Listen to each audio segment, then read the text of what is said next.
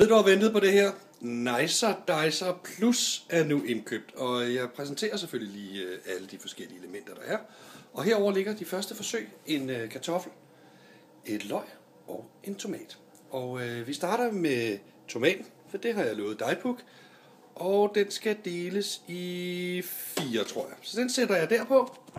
Er du klar? Så ser vi, om det virker. Det er allerførste gang. Og jeg vil gerne vise, at den har delt ned i både. Man kan også se det herfra.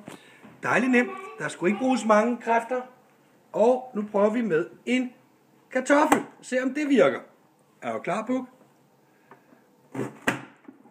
Dejligt nemt. Den delte den også som uden problemer. Så tager vi et løg.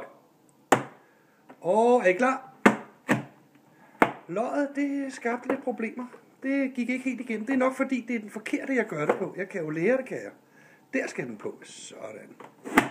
Man skal jo lære at bruge det. Og sådan har man lavet den i både. Så kan man selvfølgelig uden problemer skifte til andre skæreblade. Og nu har jeg så ikke mere skære, men jeg vil lige vise, hvor nemt det var. Og sige tak for den gang.